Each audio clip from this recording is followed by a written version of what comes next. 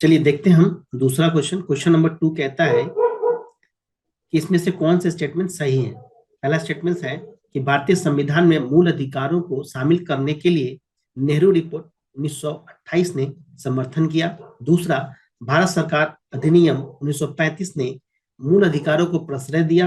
और तीसरा, अगस्त प्रस्ताव 1940 ने मूल अधिकार शामिल किए गए थे। और चौथा, कृषि मिशन 1942 ने मूल अधिकारों को प्रश्रय दिया।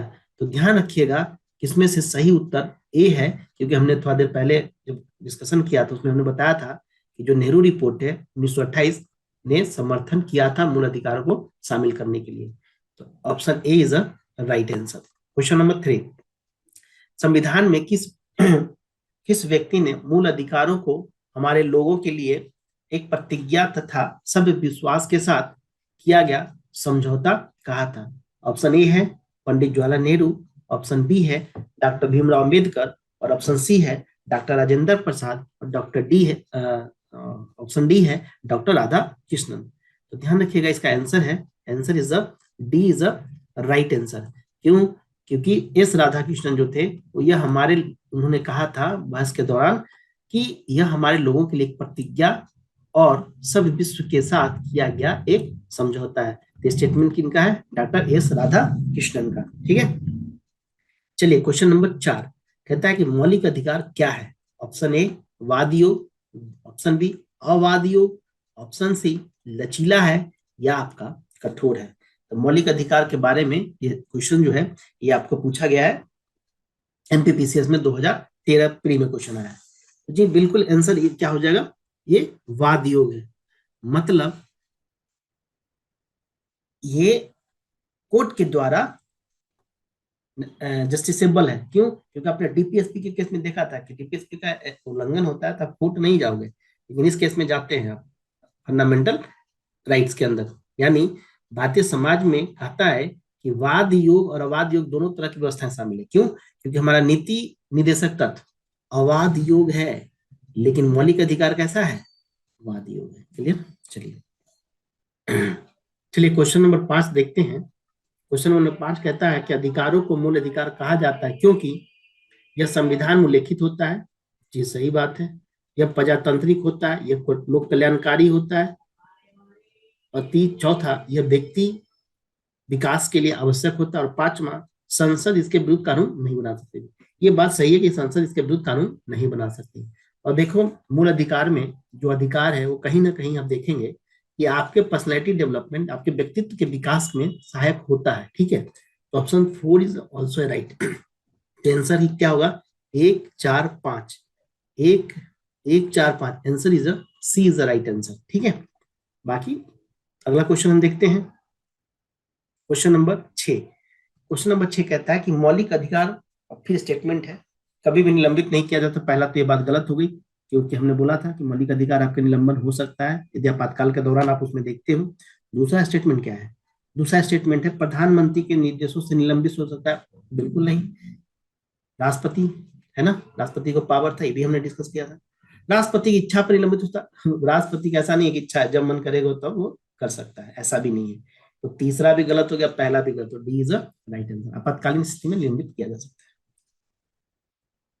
अगला क्वेश्चन है क्वेश्चन नंबर 7, भारत में मौलिक अधिकारों के संबंध में निम्न वक्तव्यों पर विचार कीजिए। ठीक है, पहला, यह राज्यकृत के विरुद्ध गारंटी है। ये बात तो सही है, ये हमने थ्योरी वाले पार्ट में डिस्कशन में देखा था। तो पहला सही है। यह संविधान के भाग 3 में सूचीबद्ध है। बिल्कुल सही। ठीक। तीसरा, सामाजिक एवं आर्थिक राजनीतिक न्याय सुनिश्चित करता है। यह भी कहता है। चौथा, यह संयुक्त राज्य अमेरिका के अधिकारों के बिल की भांति नहीं है। ऐसा नहीं है, उसकी तुलना होती है ना। तो ये स्टेटमेंट गलत है। चौथा statement is a wrong statement. क्यों? क्योंकि ध्यान रखिएगा कि उसको बिल ऑफ राइट्स कहा गया है, और हमारे यहाँ क्या है? Fundamental right. तो भाग 3 में है, ये भी सही है। और ये संयुक्त राज्य अमेरिका का बिल ऑफ राइट के जैसा ही है। तो यहाँ पे लिखा है नहीं, है ना। ये कीवर्ड ध्यान रखिएगा। आंसर क्या हो गया? Answer is a C is a right answer. Question number 8, भारतीय संविधान में किस अनुच्छेद के अंतर्गत नागरिकों को मौलिक अधिकार प्रदान किए गए हैं? किस अनुच्छेद द्वारा? ये तो बहुत आसान सा क्वेश्चन हो गया। 12 से लेके 35 है, 8वां का बी। चलिए अब ये देखते हैं 9वां number question. 9th number question क्या है, ये रहा। 9th में बीपीएससी का क्वेश्चन है, 2001 का ही क्वेश्चन है कि भारतीय संविधान का कौन सा अनुच्छेद संवैधानिक प्रावधानों को संघीय संसद, राज्य विधान पालिकाओं द्वारा बनाए गए नियमों कानूनों पर प्राथमिकता प्रदान करता है। ठीक है, फिर से मैं क्वेश्चन पढ़ दे रहा हूं।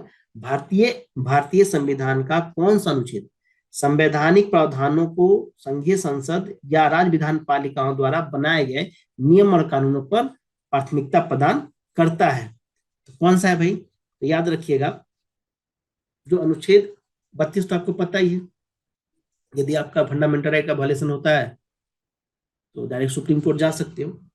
यहाँ आंसर होगा आर्टिकल 13। क्यों? क्योंकि आर्टिकल 13 में यह प्रावधान है कि संघ और राज्य कोई ऐसा कानून नहीं बनाएंगे जो भाग 3 में प्रदत्त मौलिक अधिकारों को छीनता है या न्यून करता है या कम करता है। ये नहीं, या तो कहेंगे छीन ले या न्यून है, तो ना ही वो छीन सकते हैं और ना ही कम कर सकते हैं। यदि कोई कानून मौलिक अधिकारों को उल्लंघन में बनाया गया है तो वह कानून उल्लंघन की मात्रा तक शून्य होगा। यानी हमने जो कहा था कि संवैधानिक उपचार का अधिकार किसमें है, आर्टिकल 32 में, और आर्टिकल 245 केंद्र और राज्यों द्वारा बनाई गई विधियों के विस्तार की बात करता है आर्टिकल 245।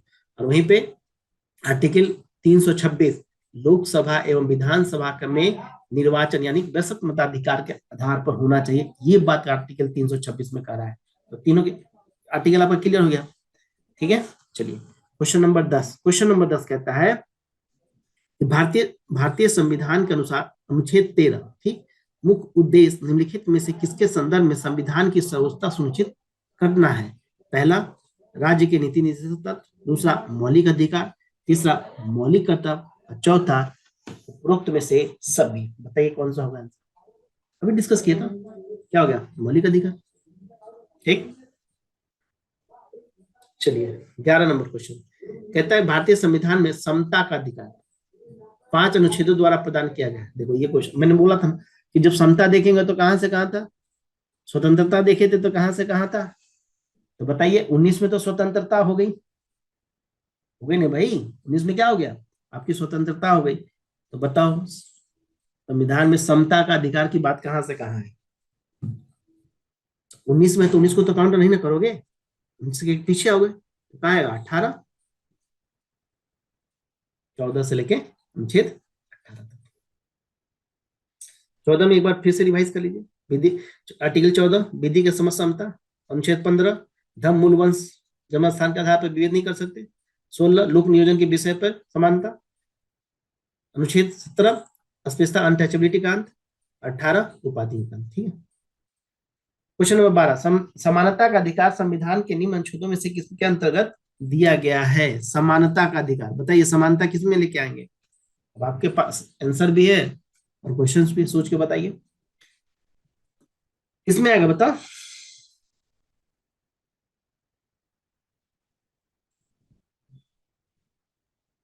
अच्छा, ऑप्शन तो ऊपर है ना, ये तो पहला दूसरा तीसरा चौथा ऑप्शन देखो, ये रहा ऑप्शन, ये रहा क्वेश्चन।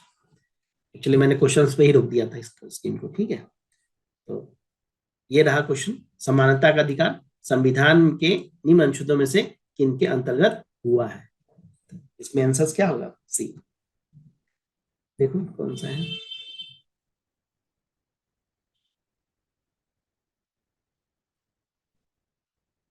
समानता का अधिकार कहाँ से शुरू हो रहा है? 14 से लेकर 18 तक। तो 14 से 18 तक कौन कौन जाएगा? 14, 15, 16, 2 3 4, 2 3 4। C is a right answer. क्यों? क्योंकि 14, 15, 16, 17, 18 यही तो समानता की बात कर रहे हैं, अभी हम डिस्कस किए थे। और अनुच्छेद 13 क्या है? ये कहता है कि मूल अधिकारों से संगत या उनका अल्पीकरण करने वाली विधियों के मूल अधिकारों को उल्लंघन की मात्रा तक शून्य होने से संबंधित है, अभी हमने देखा था। चलिए, भारतीय संविधान में के निम्नलिखित अनुच्छेदों में से कौन विधायन सत्ता का पूर्ण नियंत्रण लगाता है? बिल्कुल अनुच्छेद 14 आर्टिकल 14।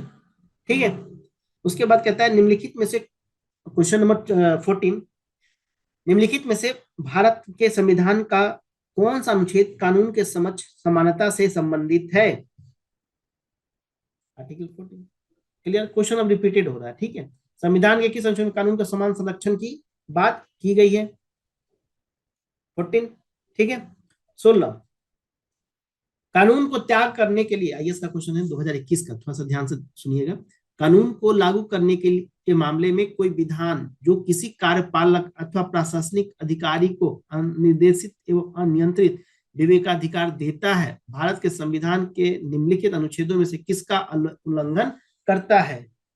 ये सी बात है, अनुच्छेद 14।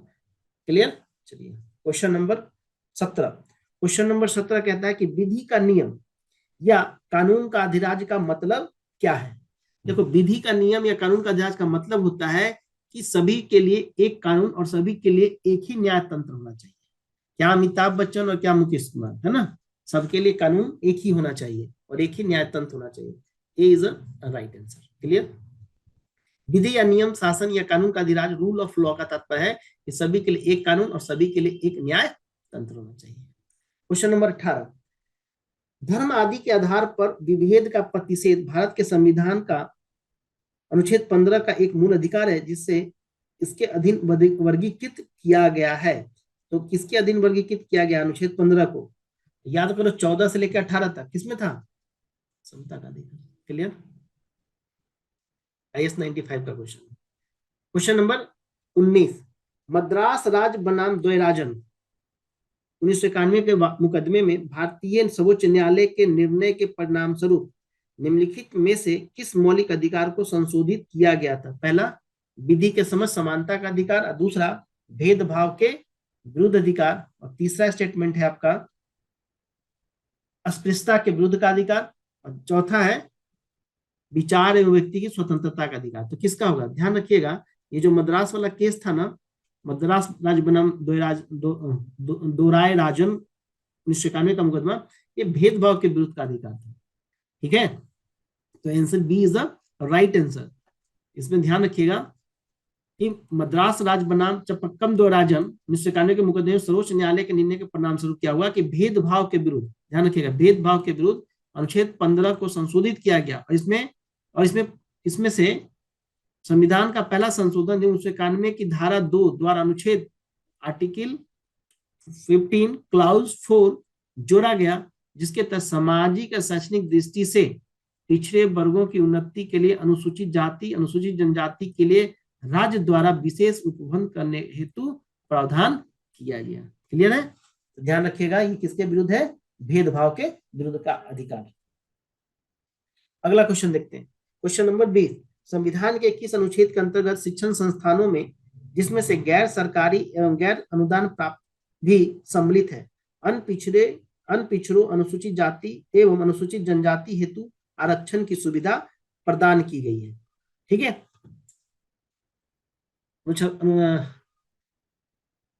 शिक्षण संस्थानों की बात है। ठीक है, गैर सरकारी हो एवं गैर अनुदान प्राप्त भी हो सकता है।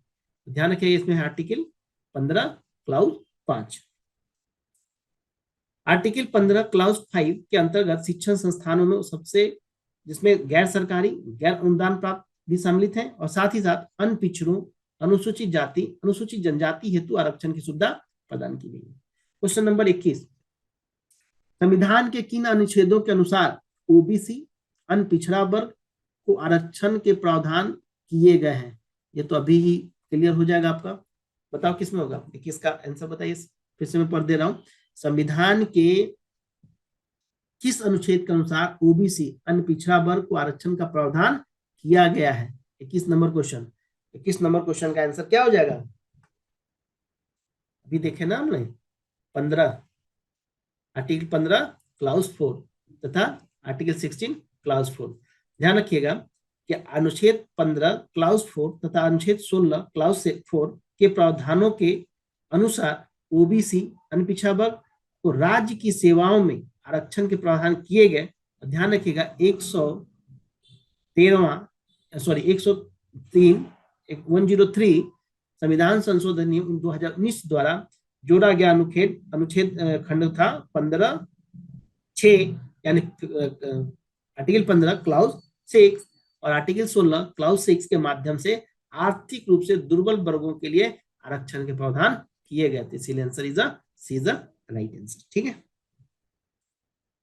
क्वेश्चन नंबर 22 था ना ये, सॉरी 22 ये था, ये तो हम लोगों ने 21 देखा था। 22 कहता है कि भारतीय संविधान के निम्नलिखित अनुच्छेदों में से कौन सा लोक नियोजन के विषय, ध्यान रखिएगा 22 में कहता है लोक नियोजन के विषय में भारत के सभी नागरिकों को अवसर की समानता की प्रत्याभूति प्रदान करता है।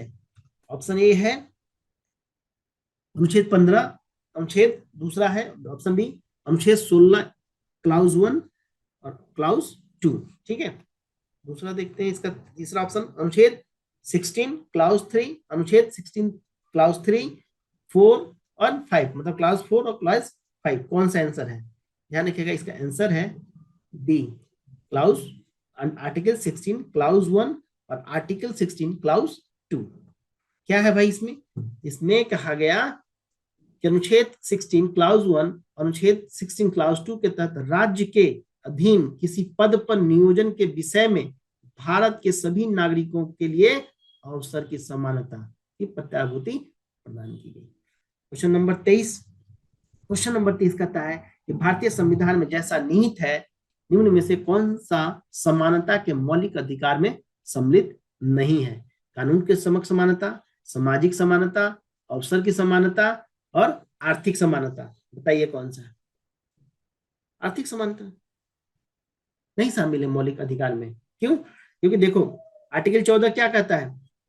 कानून के समक्ष समानता। आर्टिकल 15 सामाजिक समानता। आर्टिकल 16 अवसर की समानता, धर्म समानता, मौलिक शामिल, जबकि आर्थिक समानता इसमें शामिल नहीं। क्लियर है? तो आंसर डी। क्वेश्चन नंबर 24 कथन स्टेटमेंट के अनुसार क्वेश्चन है, कथन है कि सामाजिक, आर्थिक एवं राजनीतिक क्षेत्रों में समान आधार नियमित करने के उद्देश्य से राज्य असमान लोगों के लिए भिन्न व्यवहार कर सकता है। रीजन दे दिया जा रहा है कि समान लोगों में विधि समान होगी और समान रूप से प्रशासित की जाएगी। इसका आंसर क्या होगा? देखो ये दोनों स्टेटमेंट सही है, ठीक है, और साथ ही साथ आर जो है ए का सही रीजन भी है।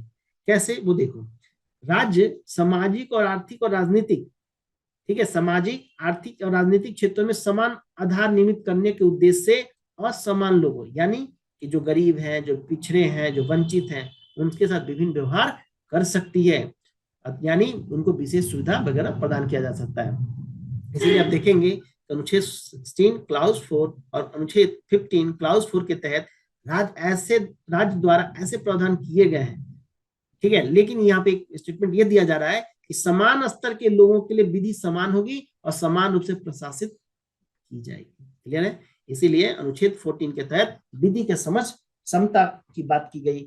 इस प्रकार आप देखोगे डी आंसर राइट होता है, क्योंकि ए और आर दोनों सही है और ए की सही स्पष्टीकरण आ रहे हैं। ठीक, ये क्वेश्चन नंबर 25 देखते हैं।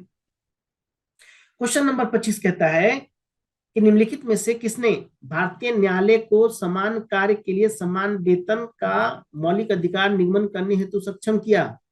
किसने भारतीय न्यायालय को किसने मौलिक अधिकार निगमन करने के लिए सक्षम किया?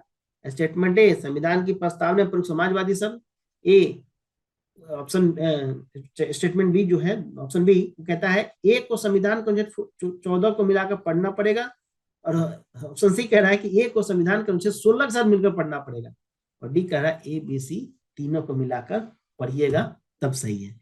अब बताओ 25 में कौन सा होगा?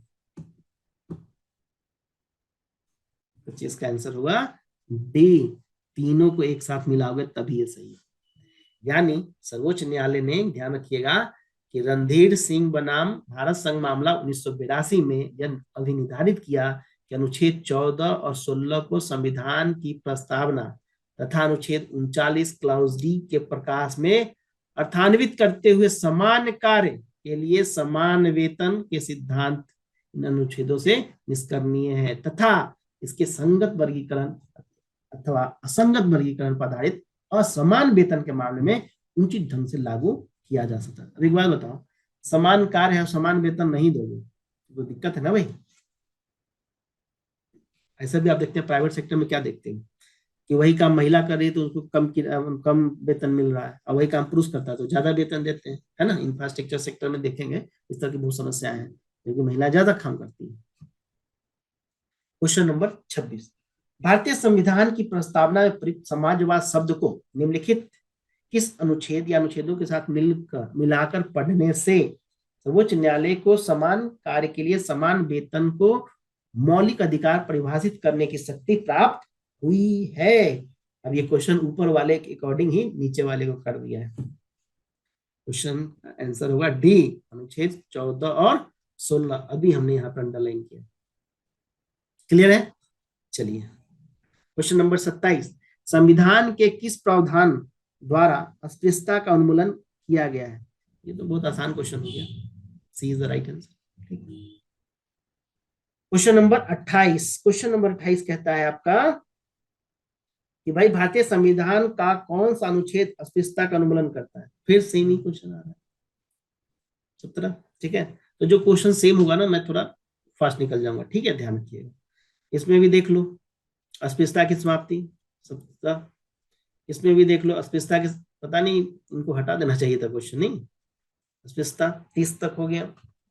31 में भी छुआछूत उन्मूलन, ठीक है, 31 भी हो गया। 17 फिर क्या है, अनुसूचित जाति अनुसूचित जनजाति को किस अनुच्छेद के अंतर्गत मौलिक सामाजिक आर्थिक राजनीतिक सांस्कृतिक अधिकार दिया गया है? 32 का, ठीक है। 33 नंबर क्वेश्चन, क्वेश्चन नंबर 33 कहता है कि निम्नलिखित मूल अधिकारों के किस संवर्ग में अस्पृश्यता के रूप में किए गए विभेदन के विरुद्ध संरक्षण समाविष्ट है? बिल्कुल समता के अधिकार, ठीक है। 33 का डी। 34 यूपीपी से प्री 1992 का क्वेश्चन है, भारत में अस्पृश्यता का निवारण निम्न में से किन उपायों द्वारा किया जाता है? कानून बनाकर, शिक्षा की उन्नति द्वारा, जन जागरण के द्वारा, नौकरियों में प्रवेश दिलाकर? बताओ, ये तो आंसर कर लोगे। छुआछूत मिलानी, बिल्कुल सही बात है। एक कानून बना दो, शिक्षा अच्छा एजुकेशन दे दो लोगों को, और जन जागरण, कानून बनाने से सिर्फ नहीं होगा, लोगों में जागरूकता भी फैलानी पड़ेगी। 1 2 3 सही है। 34 का एक क्वेश्चन, ठीक है। अब आपको मन में आएगा सर नौकरी में क्यों नहीं? देखो नौकरी में प्रवेश दिलाकर के आप अस्पृश्यता को नहीं खत्म कर सकते, ठीक है, क्योंकि एक मास लेवल पे आपको अस्पृश्यता को खत्म करना है, तो मास लेवल के लिए नौकरी में चलो मान लो जिस डिपार्टमेंट में, उस डिपार्टमेंट उसके साथ छुआछूत का भी नहीं होगा, लेकिन घर से बाहर, ऑफिस से बाहर भी तो आना है ना। क्वेश्चन नंबर 35, 35 नंबर क्वेश्चन क्या कहता है? कहता है कि निम्नलिखित दो कथन दिए गए हैं, ठीक है। पहला कथन कि अस्पृश्यता संरचनात्मक हिंसा का सबसे खराब स्वरूप है, और दूसरा अस्पृश्यता के चलन का आधार धार्मिक स्वीकृति है। देखो ये दोनों बात सही है, एक तो संरचनात्मक हिंसा के सबसे खराब स्वरूप तो है ही है, और धार्मिक स्वीकृति के कारण भी है, यानी ए और आर दोनों सही है, और ए आर की तार्किक व्याख्या भी है, यानी A is a right answer. Question number 36, निम्नलिखित संविधान, भारतीय संविधान के निम्नलिखित अनुच्छेदों में से कौन सा भिन्न वर्ग से आता है? अच्छा, भिन्न वर्ग से आता है, इसमें से ऑड आउट ढूंढना है, ध्यान रखना। मैंने समानता कहां से बोला था? 14 से लेकर 18 तक, देखो 19 आ गया, तो ऐसे ही आंसर मार दो, तो आप इंटेलिजेंट है ना। चलिए 37 नंबर क्वेश्चन, भारतीय संविधान में स्वतंत्रता का अधिकार 4 अनुच्छेदों द्वारा प्रदान की गई है। स्वतंत्रता का अधिकार, ध्यान रखना, तो कहां से शुरू होगा? 19 से शुरू होगा भाई। 37 का ए क्लियर है? चलिए 37 का ए, चलिए अब आगे देखते हैं क्वेश्चन। पहले ही ऑप्शन से पता चला है, 19 क्लास 1 ए, 42 का ए, ठीक है। क्वेश्चन नंबर 43, क्वेश्चन नंबर 43 कहता है उच्चतम न्यायालय की व्यवस्था सरकार किस निजी भवन के ऊपर राष्ट्रीय झंडे को फहराना, हाँ ये अच्छा क्वेश्चन है। राष्ट्रीय झंडे को फहराना के तहत हर नागरिक का मौलिक अधिकार है, किसके तहत? 19A, 2016 में बीपीएससी में पूछा था। क्वेश्चन नंबर 44, स्वतंत्रता का अधिकार के भाग के रूप में निम्नलिखित में से कौन सा बिना हथियार के शांतिपूर्ण ढंग से इकट्ठा होने की स्वतंत्रता के अंतर्गत नहीं आता? ध्यान रखिएगा, क्या पॉइंट पूछ रहा है? नहीं आता है। भाई सिंपल सी बात है, घेराव अफसर जो अपना कर्तव्य नहीं निभाते हैं, ऑप्शन ए। ठीक है। अनुच्छेद 19 क्लाउज 1 सब क्लाउज ख में शांतिपूर्वक निरायुद्ध सम्मेलन के स्वतंत्रता का अधिकार का उल्लेख है। साथ ही अनुच्छेद 19 क्लाउज 3 में शांतिपूर्ण एवं निरायुध सम्मेलन की स्वतंत्रता के अधिकार के प्रयोग पर भारत की प्रभुत्ता और अखंडता या लोक व्यवस्था के हितों में निर्बंधन अधिरोपित करने वाली विधि बनाने का राज्य को शक्ति दी गई है। अब आप कहेंगे कि भाई हमें सम्मेलन बनाने का अधिकार है, अब क्यों पैदा कर दीजिए, पूरा रास्ता ही बंद कर दो। ठीक है, तो ये समस्या है, इसके लिए आपको प्रतिबंध लगाया जा सकता है। क्वेश्चन नंबर 45 कहता है निम्नलिखित में से किस आधार के कारण नागरिकों की विचार अभिव्यक्ति की स्वतंत्रता पर प्रतिबंध नहीं लगाया जा सकता है। देखो, भारत की संप्रभुता के मामले में कुछ बोलोगे तो लगाया जा सकता है, लोक व्यवस्था यदि उस आपके अभिव्यक्ति की स्वतंत्रता के कारण अस्त व्यस्त होती है तो लगाया जा सकता है, न्यायपालिका का मानना करते तो भी लगाया जाएगा। लेकिन अब सरकार की आलोचना करो उस पर लगा देना तो बड़ा दिक्कत है ना, तो ये नहीं है ऑप्शन। ठीक है, तो D is a right answer. चलिए क्वेश्चन नंबर 46 देखते हैं। भारतीय गणराज्य के संविधान का कौन सा अनुच्छेद व्यक्ति की प्राण एवं दैहिक स्वतंत्रता के संरक्षण की बात करता है? बिल्कुल आर्टिकल 21 हमने बात किया था। चलिए आर्टिकल 20 में क्या है? 21 तो आपको प्राण दैहिक स्वतंत्रता दे दिया। 20 क्या दिया? अपराधों के लिए दोष सिद्धि के संबंध में संरक्षण का सिद्धांत, और कुछ दशाओं में आर्टिकल 22 कुछ दशाओं में गिरफ्तारी और निरोध के संरक्षण से संबंधित है। ठीक है, चलिए 47 नंबर क्वेश्चन कहता है भारतीय संविधान में किस अनुच्छेद में विधि की सम्यक प्रक्रिया के सिद्धांत को शामिल किया गया है? बिल्कुल आर्टिकल 21। यही केस मैंने वहां पे आपको बताया था, मेनका गांधी वाला मामला यही था। सतवंत सिंह बनाम असिस्टेंट पासपोर्ट ऑफिसर नई दिल्ली तथा मेनका गांधी बनाम भारत संघ के मामले में अभी निर्धारित किया गया कि अनुच्छेद 21 में प्रयुक्त दैहिक स्वतंत्रता शब्दावली में संचरण यानी आने जाने की बात इच्छा अनुसार कहीं भी तथा कभी भी जाने का अधिकार आता है, और जिसमें विदेश भ्रमण भी शामिल है। क्लियर हो गई बात? यही मैंने आपको उस समय तो बात कही थी। चलिए क्वेश्चन नंबर 49 क्या कहता है भाई? निम्नलिखित में से किन्हें सर्वोच्च न्यायालय ने मौलिक अधिकार के रूप में मान्यता दी है? इसमें से मौलिक अधिकार क्या क्या है? मौलिक अधिकार समान कार्य के लिए समान वेतन, जी सही है। विदेश यात्रा अभी सुना, ठीक है, तो 2 और 3 तो हो ही गया। और आवास के अधिकार ये भी है। ठीक है, तो सबको मौलिक अधिकार के रूप में मान्यता दे दिया। थोड़ा सा केस देख लो, एक दो केस बड़ा इंपॉर्टेंट हो सकता है, ये डायरेक्ट ना पूछ के कुछ केस पूछे तो देखो। चमेली सिंह बनाम उत्तर प्रदेश, बाद में निर्णय के अनुसार आश्रय का अधिकार, ध्यान रखिएगा, आवास आश्रय का अधिकार। आप देखते हो ना ठंड वगैरह में दिल्ली वगैरह जाओगे तो बहुत सारा रैन बसेरा बना रहता है ना, तो याद रखिएगा आश्रय का अधिकार अनुच्छेद 21 के अंतर्गत मूल अधिकार है। क्लियर है? वहीं सतवंत सिंह बनाम असिस्टेंट पासपोर्ट ऑफिसर, ये वाला केस था, मेनका गांधी का केस था, जिसमें कहा गया अनुच्छेद 21 के तहत मूल अधिकार बताया विदेश का अधिकार। ठीक है, वहीं पे आप देखते हैं जो ये समान कार्य और समान वेतन के लिए अनुच्छेद 39 क्लाउज घ के तहत राज्य की नीति निर्देश तत्वों का भाग है। लेकिन कहा गया कि रणधीर सिंह बनाम, ये भी केस हमने डिस्कस किया था आपके साथ, कि सिंह बनाम भारत संघ में बाद में सर्वोच्च न्यायालय ने यह निर्धारित किया कि संविधान की प्रस्तावना अनुच्छेद 39 घ के आलोक में अनुच्छेद 14 और 16 को पढ़ने से क्या पता चलता है? समान कार्य के लिए समान वेतन का सिद्धांत प्राप्त होता है। क्लियर है? इसलिए आंसर क्या हो गया? डी हो गया। क्वेश्चन नंबर 50, निम्नलिखित अधिकारों में से कौन सा अधिकार अनुच्छेद 19 क्लाउज 1 सब क्लाउज डी को अनुच्छेद 21 से मिलाकर पढ़ने से प्राप्त होगा? विदेश यात्रा का अधिकार, शरण पाने का अधिकार, एकांतता का अधिकार और सूचना प्राप्त करने का अधिकार। 50 का आंसर क्या हो जाएगा? याद रखिएगा अनुच्छेद 19 क्लाउज 1 सब क्लाउज डी। ठीक है, मैं बोल देता हूं अनुच्छेद 19 एक परंतु एक सब परंतु डी को अनुच्छेद 21 से मिलाएंगे तो क्या पढ़ने के लिए मिलेगा? एकांतता का अधिकार, आराम से हम एकांत में रह सकते हैं, है ना, उसका मुझे अधिकार है, यानी answer is a C is a right answer. Clear है, आगे बढ़ो। अच्छा, इसका स्टेटमेंट बहुत बड़ा है, थोड़ा सा मैं एक दो लाइन इसमें से इंपॉर्टेंट बता देता हूँ। देखो, जो अनुच्छेद 21 है उसमें प्राण दैहिक स्वतंत्रता के संरक्षण में protection of the life and the personal liberty अधिकार के अंदर 4 अधिकारों के बात के शामिल है, जिसमें एक है कि गोविंद बनाम मध्य प्रदेश राज्यवाद जो था 1975 में, और मलक सिंह एवं अन्य बनाम पंजाब एवं हरियाणा बाद 1980 में सर्वोच्च न्यायालय ने यह निर्धारित किया कि संविधान के अनुच्छेद 19 परंतु एक सब परंतु बी को अनुच्छेद 21 जीवन का अधिकार से मिलाकर पढ़ने पर एकांतता यानी निजता, प्राइवेसी, राइट टू प्राइवेसी प्राप्त होता है।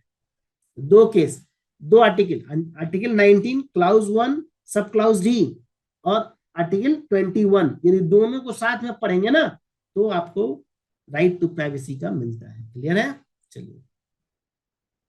उसके बाद 2017 में सर्वोच्च न्यायालय की 9 सदस्यों की जो संविधान पीठ बैठी थी, उसमें राइट टू प्राइवेसी को संविधान के अनुच्छेद 21 में अंतर्निहित और संविधान के भाग 3 द्वारा गारंटी की स्वतंत्रताओं का भाग मानते हुए संवैधानिक संरक्षण प्रदान किया है। क्लियर है, ये याद रखिएगा। 21 के अंतर्गत बहुत सारी बातें और भी मानी गई थी, इसको भी एक बार देख लेते हैं ध्यान से, क्योंकि इसमें क्वेश्चंस आ सकते हैं और ये समय समय पे सुप्रीम कोर्ट आपको बताता रहेगा, तो न्यूज वगैरह में आता रहेगा, तो ध्यान रखिएगा। पहला है अच्छे पर्यावरण का अधिकार। आप देखते हो ना, दीपावली के टाइम पे लोग पटाखे के लिए बोलने लगते हैं, है ना, कि भाई हमें स्वच्छ वातावरण चाहिए। शीघ्र विचारण का अधिकार, विधिक सहायता का अधिकार, एकांत कारावास के विरुद्ध अधिकार। आप अकेले जेल में वैसा भी नहीं कि तुमको अकेले ही डाल दे, पूरी बिल्डिंग में अकेले तुम ही रहो, उसके विरुद्ध भी आपको अधिकार मिलता है, एकांत कारावास का अधिकार। पैर में डंडा बीड़ी डालने का के विरुद्ध अधिकार, फांसी में विलम्ब के विरुद्ध अधिकार। आपको याद ही है एक पीएल सबसे शुरू में कितने ऐसे विचाराधीन कैदी हैं या फांसी के इंतजार में बहुत लोग बैठे हुए हैं। अभी आपको एक नया केस दिखाई था जो इंदिरा गांधी के सॉरी राजीव गांधी के हत्या में जो शामिल थे, उसको छोड़ने के सवाल पे आया था, बहुत बहस भी हो रही थी। तो देखो, फांसी में विलम्ब के विरुद्ध का अधिकार है, अभिरक्षा में हिंसा के विरुद्ध का अधिकार है, ठीक है, पीने योग्य जल शुद्ध जल का अधिकार है, अच्छी सड़कों का अधिकार है, प्रतिष्ठा का अधिकार है, एक चिकित्सक द्वारा घायल के चिकित्सीय सहायता का अधिकार, कार्यस्थल में महिलाओं के लैंगिक उत्पीड़न के विरुद्ध का अधिकार। ये सारे अधिकार को आर्टिकल 21 के अंतर्गत माना गया। तो देख लेना इंदिरा गांधी ये तुम्हारा राजीव गांधी वाले केस में, क्योंकि उन्होंने कहा कि भाई कोर्ट जो राज्यपाल है उसके पास फाइल पेंडिंग है, या भागलपुर जेल का एक मुद्दा बहुत आया था पीएन भगवती के केस में, तो वहां पे भी था कि बहुत लोगों को भाई मौत के इंतजार में ही लोग बैठे हुए हैं कि कब फांसी मिलेगी, फांसी में चढ़ाया नहीं जा रहा है, उसके विरुद्ध भी अधिकार ये सारे इसमें शामिल है। चलिए, क्वेश्चन नंबर 51, 51 क्या कहता है? 51 कहता है कि निजता के अधिकार को जीवन एवं व्यक्ति स्वतंत्रता के अधिकार के अंतर्भूत भाग के रूप में संरक्षित किया जाता है। भारत के संविधान में निम्नलिखित में से किससे उपयुक्त कथन सही एवं समुचित ढंग से अर्थित होता है, मतलब मीनिंग जिसकी निकलती है? तो कहता है ए, अनुच्छेद 14 संविधान के 42वें संशोधन के अधीन उपवन, अनुच्छेद 17 भाग 4 में दिए गए राष्ट्र की नीति निर्देशक तत्व, और तीसरा अनुच्छेद 21 भाग 3 में गारंटी की गई स्वतंत्रताएं, और डी अनुच्छेद 24 तथा संविधान में 44वें संविधान के अधीन उपबंध। अब ये आंसर बताओ कौन सा होगा। क्वेश्चन फिर से मैं पढ़ दे रहा हूँ, कह रहा है जीवन व्यक्ति के स्वतंत्रता। एक बात बताओ, ये तो सिंपल सी बात है, कहानी पहले से क्लियर हो रहा है, ये आर्टिकल 21 में ही जाएगा, है ना, दैहिक स्वतंत्रता। तो ये देख लो, जीवन की व्यक्तिगत स्वतंत्रता का अधिकार, और उसको साथ में किसके साथ जोड़ोगे? भाग 3 में गारंटी दी गई।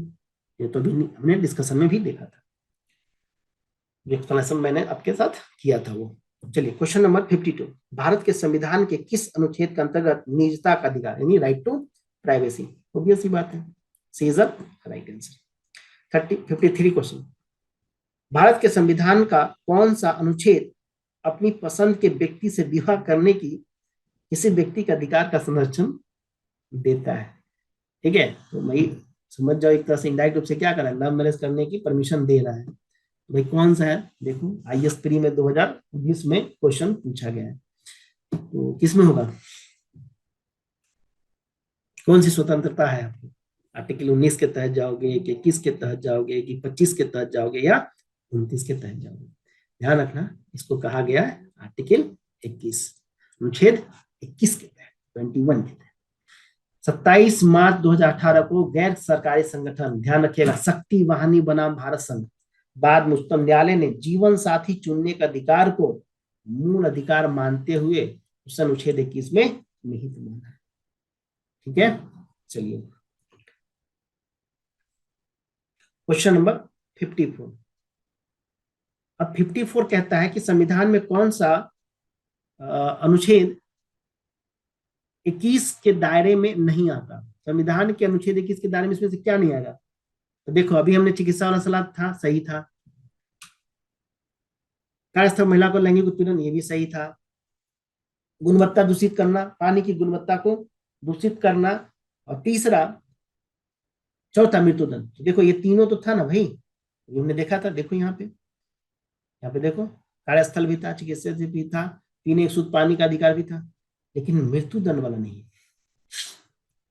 D is the right answer. क्यों? क्योंकि जगमोहन सिंह बनाम स्टेट ऑफ उत्तर प्रदेश में सर्वोच्च न्यायालय ने 5 संसदीय पीठ जो की बैठी थी, उसमें कहा कि मृत्युदंड को 19 आर्टिकल 21 का उल्लंघनकारी मानने से इनकार कर दिया कि आपको मृत्युदंड दिया, तुम कहोगे अरे आप दैहिक प्राण की स्वतंत्रता, आप तो मुझे मृत्युदंड दे दो। तो इससे अलग किया गया। खास करके याद रखना कि मृत्युदंड अनुच्छेद 21 के दायरे में नहीं है। ठीक है, क्वेश्चन नंबर 55। क्वेश्चन नंबर 55 क्या कहता है? निम्नलिखित में से कौन सा एक अधिकार राष्ट्रीय आपातकाल तक में भी समाप्त या सीमित नहीं किया जा सकता?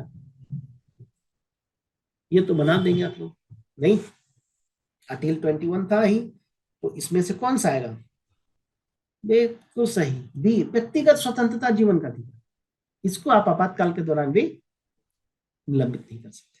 ठीक है, जो 44वें संविधान संशोधन के बाद अनुच्छेद 21 को में जो दिया गया, को प्रदत्त की गई है, प्राण एवं दैहिक स्वतंत्रता का अधिकार यानी जीवन का अधिकार को राष्ट्रीय आपातकाल के स्थिति में भी सीमित या असीमित नहीं किया जा सकता या समाप्त नहीं किया जा सकता। ठीक है, चलिए आगे देखते हैं क्वेश्चन नंबर 56।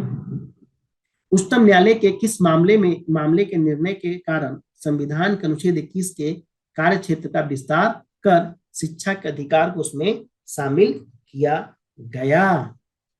56 नंबर क्वेश्चन किसका? 3 केस है, ये हमने पढ़ा था, उन्नी कृष्णन बनाम आंध्र प्रदेश, याद आ गया होगा। चलिए, निःशुल्क 1993 में 14 वर्ष के आयु के बच्चों के लिए निःशुल्क शिक्षा का अधिकार के रूप में उन्नीन कृष्णन और अन्य बनाम आंध्र प्रदेश राज्य बाद में यह कहते हुए संगठित किया गया कि इस देश के नागरिक को शिक्षा का मौलिक अधिकार प्राप्त है, और यह अधिकार किसमें निकाली गई? अनुच्छेद 21 से निकाला गया। लेकिन ये निरपेक्ष अधिकार नहीं है। ठीक है, विषय वस्तु के मापदंडों के लिए अनुच्छेद 45 और 41 कालों में भी निर्धारित करना पड़ेगा। ठीक है, जो आपका डीपीएसपी वाले पार्ट में आएगा। देखो अब हम ना क्वेश्चन लगभग 56 किए हैं, 60 तक कर देते हैं। 60 के बाद हम दूसरे वीडियोज में बाकी के क्वेश्चन जो 70-80 क्वेश्चन हैं हम दूसरे वीडियोज में आपको कर लेंगे। ठीक है, दूसरे क्लास में, क्योंकि बोलते बोलते मेरे भी क्लास सूख गया है। और दूसरी बात है क्या कि टाइम पास वाला फिर हो जाएगा, अरे भाई कैसे कंप्लीट कराना है। तो मेरा उद्देश्य कंप्लीट कराना नहीं है कि कैसे करके कंप्लीट करा दे, अपना काम देखो आप, नहीं, कम से कम ऐसा हो कि थोड़ा इंटरेस्ट भी जगे और ताकि आपको भी मजा आए देखने में। ठीक है, उद्देश्य तो ये है ना, इससे यदि क्वेश्चन आया तो हमारा भाई क्वेश्चन नहीं छूटना चाहिए, और नहीं छूटेगा क्वेश्चन। हम कहाँ जाएंगे, इसी को घुमा फिरा के, भाषाओं का खेल है बस। भाषा को जितना वो खेल सके, जितना तुम लैंग्वेज गेम कर सको। लोग फिलोसफी में पढ़ाते हैं तो फिलोसफी में एक टॉपिक है लैंग्वेज गेम, भाषाई खेल। तो भाषा का ही खेल है, और ये एग्जाम और कुछ नहीं है, सिर्फ भाषा का खेल। यदि आपने भाषा को पकड़ लिया, क्योंकि हिंदी का भाषा थोड़ा सा क्लिष्ट वैसे भी होता है, क्योंकि आपने बहुत सारा क्वेश्चन में भी देखा था कि किस किस तरह के क्वेश्चन यहाँ पे आ रहे हैं, ये भी आपने देखा है। क्लियर है? तो क्वेश्चन नंबर 57 कहता है कि 6 वर्ष की आयु से 14 वर्ष की आयु के बीच सभी बच्चों यानी शिशुओं को शिक्षा का अधिकार 57 में कहा गया है। तो बताओ किसमें है? ए राज्य के नीति निर्देशक तत्व में, बी मूल अधिकार में, सी संवैधानिक सांविधिक अधिकार, और डी उपयुक्त में से कोई नहीं। ये बिल्कुल मूल अधिकार की बात करता है। यानी 86वें संविधान संशोधन 2002 के द्वारा प्राथमिक शिक्षा को मूल अधिकार बना दिया गया। इसके द्वारा संविधान के भाग 3 में एक नया अनुच्छेद 21 क को जोड़ा गया, जिसके तहत 6 से 14 साल, देखो याद रखना, यहाँ पे क्वेश्चन को यदि घुमाएगा ना तो हो सकता है 6 से 14 साल की जगह ना वो कर दे 5 से 14 साल, या कह दे 7 से 14 साल, या कह दे 6 से 15 साल। तो ये कीवर्ड याद रखना, इस तरह से भी कंफ्यूजन आपको कर सकता है। तो 6 से 14 वर्ष की आयु के सभी बालकों के लिए निःशुल्क शिक्षा और अनिवार्य शिक्षा की व्यवस्था करेगा। ठीक है। दूसरा कहता है अनुच्छेद 45 के तहत निदेशक तत्व डीपीएसपी में के अनुसार राज्य 6 वर्ष तक की आयु के पूर्ण करने तक सभी बच्चों को आरंभिक शिशु देखरेख तथा शिक्षा उपलब्ध कराने का प्रयत्न करेगी। इस क्रम में देखोगे कि शिक्षा का अधिकार अधिनियम 2009 संसद द्वारा पारित किया गया और तत्संबंधी संविधान संशोधन के साथ 1 अप्रैल 2010 से प्रभावी हुआ। यानी शिक्षा का अधिकार मानवाधिकार भी है। Education is the also a human rights. ठीक है, इस बात को ध्यान रखिएगा। और सूचना का अधिकार भी मानवाधिकार का सार्वभौमिक घोषणा का भाग है। सर्वोच्च न्यायालय के निर्णयों के अनुसार सूचना का अधिकार भारतीय संविधान का अनुच्छेद 19 क्लाउज 1 सब क्लाउज का उल्लिखित वाक एवं व्यक्ति की स्वतंत्रता में निहित है। ठीक है, याद रखिएगा। 58 नंबर क्वेश्चन, भारतीय संविधान में संशोधन करके शिक्षा के अधिकार को कब जोड़ा गया? 58 क्वेश्चन अभी डेटा पढ़े थे 1 अप्रैल 2010 को। देखो यहाँ पर ये डेट देखा। क्वेश्चन नंबर 59, निम्न में से कौन सा एक मानव अधिकार भारतीय संविधान के अंतर्गत मौलिक अधिकार भी है? शिक्षा का अधिकार मौलिक अधिकार भी है भारतीय संविधान में। क्वेश्चन नंबर 60 कहता है कि कथन है कि राज्य 6 से 14 वर्ष के सभी बच्चों को निःशुल्क एवं अनिवार्य शिक्षा प्रदान करेगा। कारण एक प्रजातांत्रिक समाज में शिक्षा का अधिकार मानवाधिकार के रूप में विकास के अधिकार की व्याख्या के लिए अपरिहार्य है। तो बताओ दोनों में से कौन सा स्टेटमेंट ए सही है, आर सही है? ए आर की व्याख्या करता है, नहीं करता है? तो ध्यान रखना, इसमें जो क्वेश्चन है कि राज्य 6 से 14 वर्ष के सभी बच्चों के लिए निःशुल्क अनिवार्य शिक्षा, ये तो बात सही है ना भाई, हमने तो अभी डिस्कशन में देखा। दूसरा, प्रजातांत्रिक समाज में शिक्षा का अधिकार मानवाधिकार के रूप में विकास के अधिकार की व्याख्या करता है, ये भी हमने देखा। यानी ए और आर क्या है? दोनों सही है। ए आर का सही स्पष्टीकरण है, यानी answer is a right answer.